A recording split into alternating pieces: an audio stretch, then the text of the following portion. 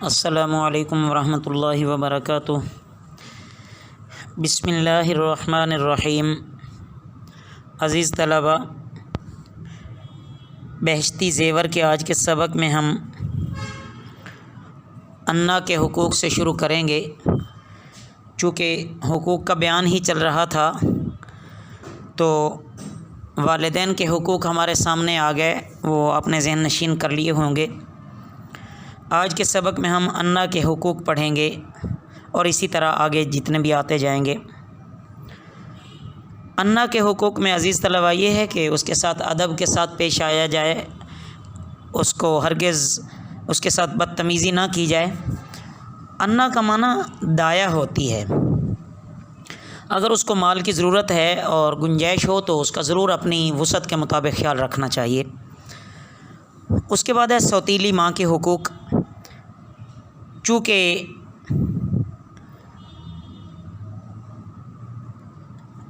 وہ آپ کے باپ کی بیوی ہے تو اس کے ساتھ بھی احسان کرنے کا حکم ہے، تو اس کا بھی وسعت کے مطابق اور ادب کے دائرے میں ضرور خیال کرنا چاہیے اس کے حقوق کا، اور اگر اس کو کسی چیز کی ضرورت ہو تو اس کو ضرور اس کا خیال کرنا ہے۔ بڑا بھائی، بڑے بھائی کے حقوق میں یہ ہے کہ حدیث کی روح سے بڑا بھائی باپ کی مثل ہے۔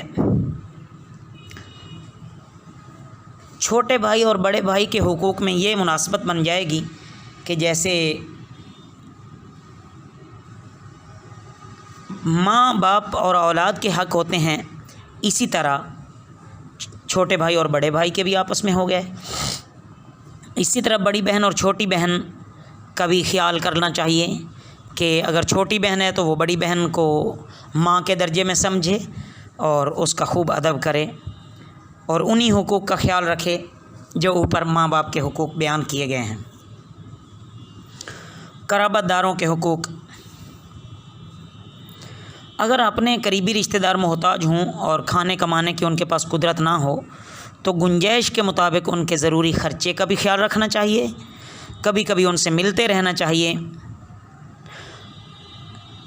اور ان سے ایک تو قطع تعلقی نہ کی جائے، اور اگر ان کی وجہ سے ان کی طرف سے کبھی کوئی چھوٹی بڑی پریشانی آئے، ایذا پہنچے تو اس پر بھی صبر کرنا چاہیے۔ اس کے بعد سسرالی رشتے کے بارے میں ہے۔ سسرالی رشتے کے بارے میں ہے کہ قرآن مجید میں اللہ تعالیٰ نے نسب میں ذکر فرمایا ہے۔ اس سے معلوم ہوا کہ ساس، سسر، داماد، بہنوئی، سالے، بہو اور بیوی کی پہلی اولاد اور اسی طرح میاں کی پہلی اولاد کا بھی کسی قدر حق ضرور ہوتا ہے۔ اس لیے ان تمام تعلقات میں ان رشتوں کے مطابق ضرور اخلاق کے ساتھ ان کے ساتھ پیش آنا چاہیے اور ان کے حقوق کا بھی خیال رکھنا چاہیے۔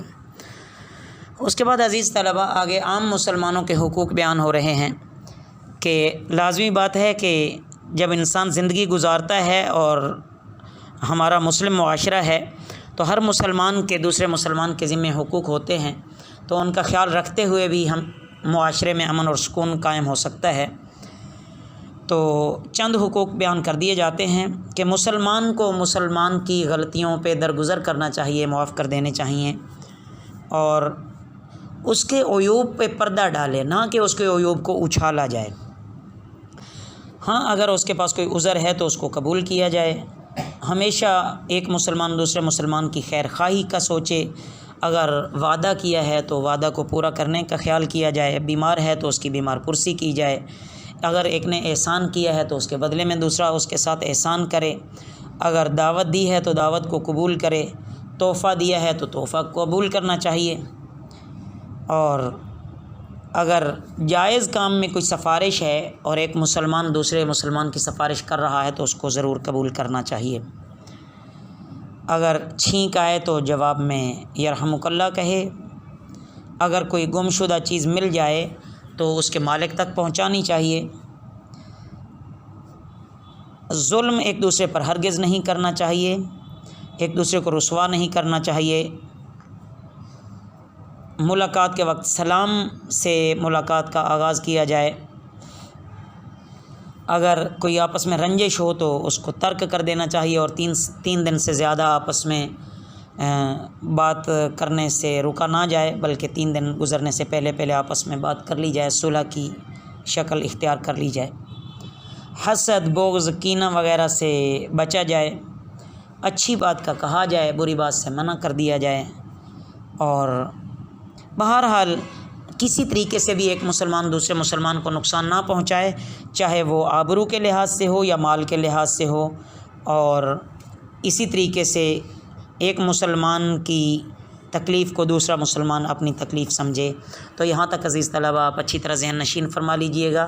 آئندہ سبق میں ہم انشاءاللہ ہمسایہ کے حقوق سے شروع کریں گے۔